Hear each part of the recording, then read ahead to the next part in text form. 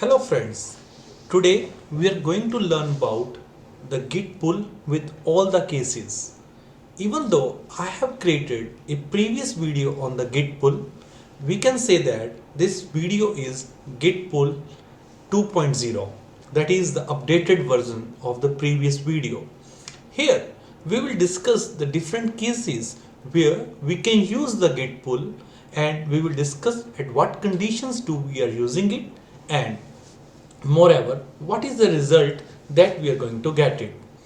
If we understand these 5 cases completely, then I think we can apply Git pull in the real time with more practical scenarios. So friends, let's not waste the time and dive deep into the practical session. The case first, when we need to apply forcefully Git pull. Now what does this means? This means that, for example, you have made some local changes of any Git hub or GitLab or a version control repository, but you have made the local changes, but your local changes are not committed. So when I say implemented means your local commits are not implemented. In that case, if you do a forcefully Git pull, then those changes will be overwritten by the remote changes. Now this sounds something complex to you? No worries. Let's do the practical thing and understand it. For example, this is just one of my repo, and from repository I have cloned it, and this is the cloned it. Let's see at which branch I am. So to see the which branch I am, let's type the command git branch. Wow, I am on the main. For example, let us suppose that I have here in the file1.txt, and I put something here. Hey, I am learning. Let me recorrect the spelling of hey, I am learning case 1, which is git pull forcefully. Wow. No. Suppose this is the command that I have written it. This is a line that I have written it. And if I see the git status, you will see something in the red color, which means this file is modified. Now, what was the first case? The case is that, let's again go to the case. That means you have made the local commits, you have made the local changes, but those changes are not committed. And if you want to make a forcefully Git pull, then what will happen? But how to make a forceful Git pull? So these are the different commands for that. First we need to fetch all. Let's do a fetch all. Okay, for fetch all it will ask you username. So my username is pause blah blah blah.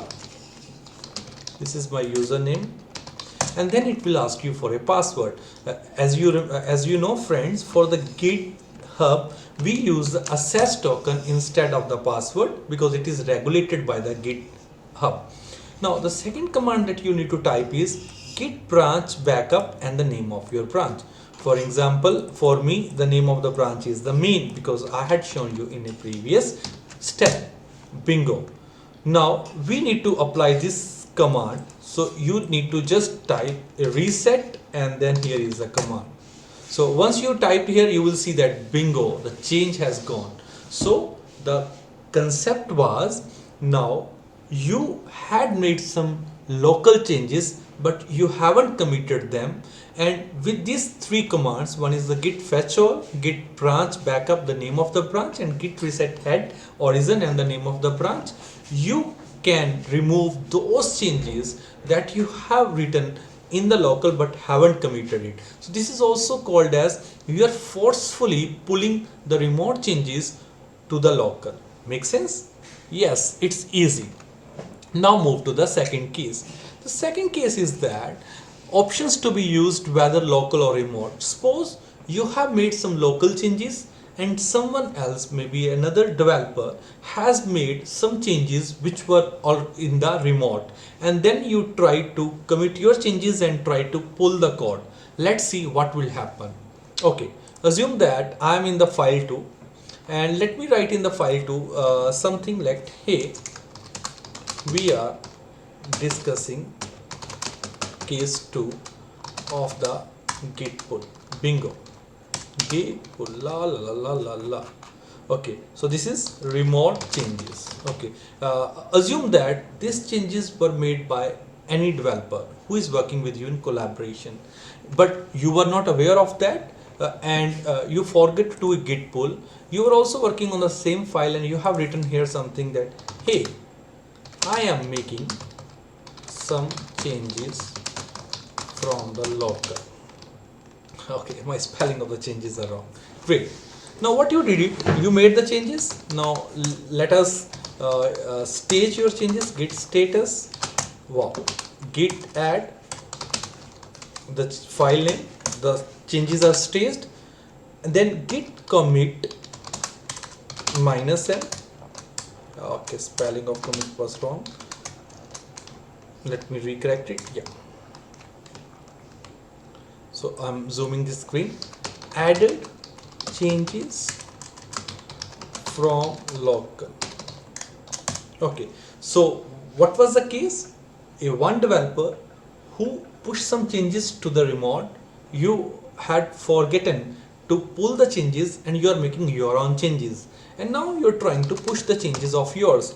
What do you think, friends? What will happen? You know, it is a common sense that conflict should come it, because your git is not at the same head where your remote was. Your git means your local. So if you try to apply your access token as well as your email, you will see that the rejection will come. And all knows that why the rejection comes. The rejection comes because the head of the local and the remote is not same. If I do a git pull in this scenario, let me do a git pull. What will happen is that you will see something which really help you and understand the git pull in a very good way. So when you do that, you will see that it will say that, hey, there is some conflict that came in the file to 2.txt, please solve that. And if you go to this file, you will see some kind of meta characters and some type of numeric, these are called as commit IDs, that appears in this file. What it says that, head means your local head, and this basically means that the changes that has been made on the remote. And if you remember, you have written this here, hey, I am making some changes from the local. And if you see in the remote, some developer has written this, hey, we are discussing the case 2 of the git pull. Now it is up to you, what type of things do you want to make the changes? Do you want to accept only local? Do you want to accept remote? Or do you want to accept both of them? Suppose what I think is that let us only accept the local. So what I will do is that I will remove this because this is not local. I will remove this because this is not local. I will remove this because this is not local. And I will remove the meta characters and say that, yeah, I only need to keep the local. Then what I did was, I see git status. When you see, friends, git status, you will see that, okay, this file is unmerged. Why it is unmerged? Because you haven't added it. So once you added it, it will become to the staged area. Let me see the git status. If I see the git status, bingo. Now what I can commit and write a message that, hey, I am keeping the local changes. Wow. And if I git push, now it will have the push because my concept is right. I used the logic and now it will be pushed to the remote. And let's see that, friends, will it? Yes, bingo, it has been pushed. And if you see your remote, you will see only local change came. The remote change has disappeared because when you were making the merge, you took a decision from your system that I only want to keep the local change and I don't want to keep the remote change. Now let's have a case 3. Assume another developer came and he made a change here.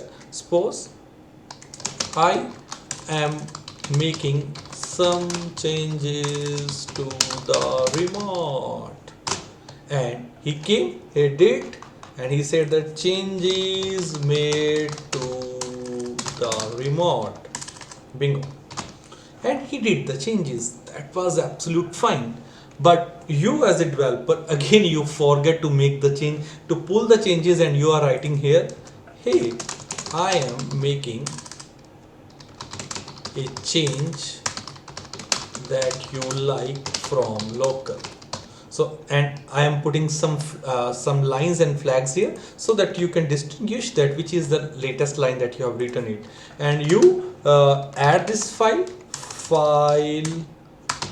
to txt, then git commit added local file changes. Suppose you made something, but friends, when you were trying to git push, what will happen? If you think logically, it should not push it because your remote and the local head is not at the same level. But let me try it and see that whether my logic will work or not. Bingo, it is working. Then I try to do a git pull. When I'm trying to do a git pull with my credentials, wow, bingo. Okay, let me use my access token. You will see that conflict came. And what is the conflict? Do you want to keep your changes or do you want to keep the changes from the remote? And in this way, I would say that I want to keep the changes from the remote. So I will remove the head. This has to be removed. I don't want to keep these changes. That's okay. This is another identifier, or we can say some characters that I want. I don't want and I don't want. So you can see that I am making the changes to the remote. So I just want to keep that. And you can also see from here, you can see that this is the changes that some developer has made it. Okay, no worries. I will see the git status, and friends, you will see it is in unmerged path. Git add the name of the file. Yes, then git commit with some good message that hey, I am keeping remote changes. Bingo.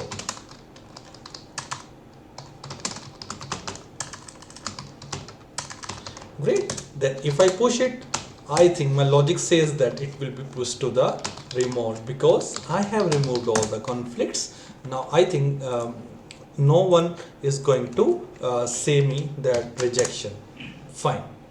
Now if I go to the remote, you will only see the changes from the remote. So we have created two cases. One is we are only allowing the local changes. Second, we are only allowing the remote changes.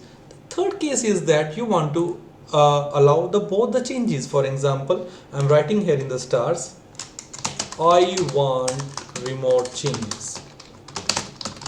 Okay, I appreciate this idea. You want remote changes? You're very emotional. No worries. You want remote changes? Yes, I'm with you, brother. Okay. Okay, you want the remote changes, that's okay. But again, you were unaware that someone is making the changes and you again forget to do a git pull. How bad you are. Why you're not remembering to do a git pull, brother? Always do a git pull whenever you're working on another day, when you're working in a collaboration and with a team. Don't forget it, because when you forget it, then actually the rejections and merging type of things comes, and then you become very afraid. Wow, why it happens? So the best is to have a checklist. Do the git pull every day whenever you are on the branch and someone else is working. And here, for example, you are writing this, that okay, I want my local changes. Okay, you want your local changes. No, I'm not stopping you. Don't be so emotional with your local changes. Great. And you were in a mood and you not care about anything. You add the file to the staging area. Great. And you were trying to commit it. That is, hey, I made my changes. Okay, that's not a good message, but okay, you write, I made my changes. Great. And now when you're going to trying to git push it, hey brother, you are going to get the error or the rejection because you were not doing the git pull. Again, remember the checklist, please. Whenever you're working with a collaboration in the team, don't forget to do a git pull when you come the next day, because the team is working upon them. You don't know what others are pushing there, and you're getting the rejection and then worried about that. No worries, do a git pull, bro. And with your username and then access token. And when you do it, you will see that the two heads are coming. So don't be very panic. Remove this, remove this, remove this. And you want to keep both the changes. Keep it. I don't stop you. Then if you see the git status, this file would be in unmerged path. and if you add this file, git add, the name of the file is file2txt, and git commit, and write here that yes, I am accepting both changes. Okay, you accept it, we appreciate that. Okay, don't worry about that. And git push it with the username as blah blah blah. Blah blah means your username, and then password as this. Okay, sorry, I put the wrong password, sorry for that. And when I say the password, I would say the access token, because I don't want to repeat it many times, but it is access token. Okay, done, bingo. Now you see your remote, the same file. You will see that I want my local changes, bingo, and I want my remote changes. Both the developers are very happy, because for both of them, their changes has been reflected back to the remote. Now you understand the 4 cases. Let me again revisit that. First case, you have written something on the local, but you haven't committed that. Then you can forcefully push or pull the not push, pull the remote changes to your local. Secondly, someone push something to the remote, but you have forgotten to pull the changes. You are making your changes, and when you're going to push it, you're going to get the conflict. You need to solve that. And here the 2 cases again come, whether you want your local changes or you want your remote changes.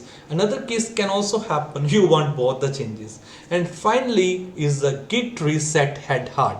So what does it means? Basically, this is the replica of the case 1, and what it says that, for example, you have written something here. Hey, I want to know what is git reset hard head. So you want to understand it. So now you understand that I don't want to keep this line. I have written it by mistake.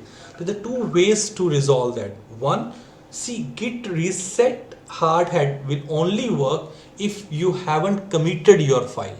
Okay, so if you haven't committed your file, then you have the option to remove this file which haven't been committed. So you can directly write it git reset, then hard head, and when you do it, this file will be gone, bingo, because this command is going to keep your local head to the same level to your remote head. No worries about that. But now a lot of people ask that, hey, I can't use the git stash, then why should I use that? You're right, you can also use git stash. And let me tell you what is the importance of git share, git stash. For example, you have written this file, and now you want, okay, I want to see this file in a later stage. Right now I don't want to see this file. So you write a message, git stash, say I want to work on this in later stage. Okay, I appreciate your point, later stage. Once you did that, you did that, bingo, it has also been gone. So again, there is a difference between git reset hard head and the git stash. The only point is that when you apply git reset hard, you can't recover the changes that you made. Remember, you haven't committed the code. But if you did a git stash, if you see the git stash list, if you want to see that list, you will see this, and git stash apply, and if you apply this stash number, whatever the stash number it is, bingo, you are going to see the changes. So could you see the changes came back? So the point is that if you want that these changes you don't need in the coming time, you can do git reset head. But if you want that, okay, right now I don't want these changes, I haven't committed them definitely, but you want to bring it in a later stage, you can use the git stash. So it is up to you, up to your choice whether you want to use the git reset head, but use it with more caution, whereas git stash is a more friendly command, so that if you want, you can take it from the git stash list and use it. I hope you remember now all the 5 cases where you can use the git pull remember, and in a nutshell, again I would like to reflect upon. One is the forcefully git pull. Second is when someone has made the changes in the remote, you are making the changes on your local, but unfortunately you are not pulling the changes. Then you were trying to push the changes to the remote, but there would be a conflict. Then you have the options to choose only local, remote, and both. And the last one, if you want to remove the changes that you have created but not committed, you can use the git reset head hard. Also, you can use this another command, git stash, along with that. But remember, git stash, from that you can recover whatever the data you have. But when you reset head, it will reset your local head to the remote head. So the choice is yours, whatever the case you want to do it. And I hope with this your git pull becomes more strong. So because this is the git pull video 2.0. If you want, you can also go through all other videos that I have made it, because I'm adding this documentation with this particular video, and you will see all the things that we have covered back, which start with the git pull, git push, git clone, git rebase, git merge, git stash, and all the things. But now this series will be 2.0, where we will discuss the same commands with a different case study. Thank you. Have a great day. Bye bye.